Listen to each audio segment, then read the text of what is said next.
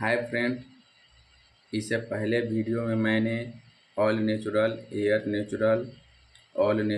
Air force cooling method of all image transformer को discuss किया था। आज के वीडियो में हम एयर फोर्स कूलिंग मेथड को एक्सप्लेन करेंगे। इस प्रकार के कूलिंग मेथड में हम रेडिएटर और मेन टैंक के बीच में क्या करते हैं कि एक पंप को इंट्रोड्यूस करते हैं। यह पंप क्या करता है,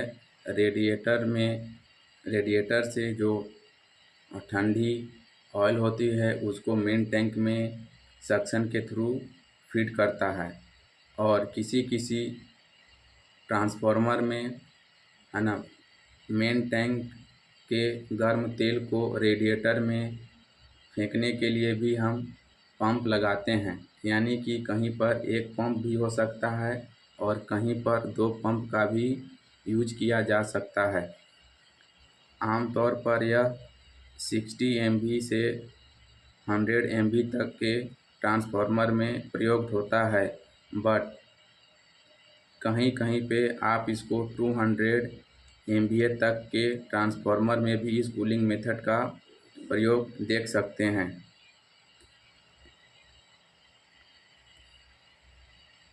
इसमें जो है यहाँ तक इसका वाइंडिंग का जो टेम्परेचर है नेचुरल कन्वेक्शन प्रोसेस के थ्रू ही क्या होता है, ऊपर की तरफ उठना चालू होता है।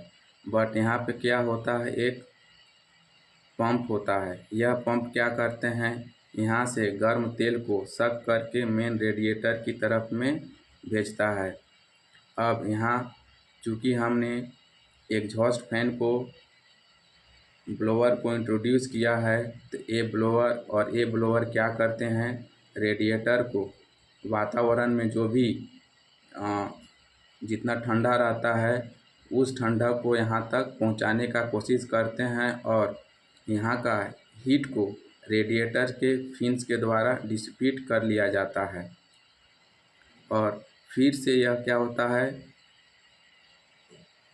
इस पंप के द्वारा सक्शन करके इसको मेन टैंक में फिर से ला दिया जाता है। तो यही साइकिल जो है कंटिन्यू बार बार चलता रहता है। चूँकि हमने यहाँ पे एक फ़ैन को इंट्रोड्यूस किया है, एक पंप को इंट्रोड्यूस किया है, तो यह क्या हो गया, ऑयल फोर्स एयर फोर्स। हम इसमें ऑयल को भी फोर्स से बाहर निकालते हैं और एयर को भी हम क्या करते हैं, फोर्सफुली रेडिएटर को चिल्ड करते हैं। इसलिए इसका नाम ऑयल फोर्स एयर फोर्स दिया गया है। हमने पिछले स्लाइड इसमें जो है ये देखिए, ये जो पंप है ना, पंप ये वाला पंप कुछ इस प्रकार से दिखता है।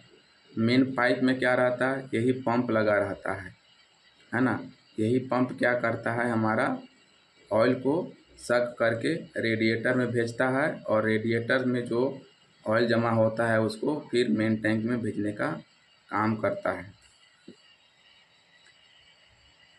अगर हम इसकी एडवांटेजेस की बात कर लें तो यह ऑल नेचुरल की ओनन की तुलना में काफ़ी अच्छा माना जाता है, क्योंकि इसमें ट्रांसफार्मर की रेटिंग बढ़ जाती है। यह no load to full load में क्या होता है, ट्रांसफार्मर का टेम्परेचर सडनली राइज होने का रिस्क रहता है, तो उस स्थिति को भी यह कूलिंग मेथड टॉलरेट कर लेता है। इसमें क्या होता है, हमने फैन को इंट्रोड्यूस किया है और पंप को इंट्रोड्यूस किया है, तो रेडिएटर का साइज भी काफ़ी छोटा हो जाता है। हाई कूलिंग इफ़िशियंसी, वाइंडिंग के पास आरटीडी ऑयल और वाइंडिंग के टेम्परेचर को सेंस करता रहता है। अगर एग्जॉस्ट फैन या कूलिंग फैन को चलाने की आवश्यकता नहीं है तो उस स्थिति में फैन को बंद कर दिया जाता है, जिससे कि थोड़ा बहुत पावर की बचत हो जाती है। आइए अगर हम डिसएडवांटेजेस की बात कर लें तो सक्शन पंप को और फैन को चलाने के लिए हमें पावर की आवश्यकता होती है तो वह एक इसका ड्रॉबैक है। पंप और फैन का इंस्टॉलेशन कॉस्ट शुरुआती रूप में थोड़ा महंगा पड़ सकता है। अगर यह वीडियो आपको अच्छा लगा हो, तो कुछ जानकारी मिला हो, तो वीडियो को लाइक कर दें और चैनल को सब्सक्राइब कर लें। आपका धन्यवाद।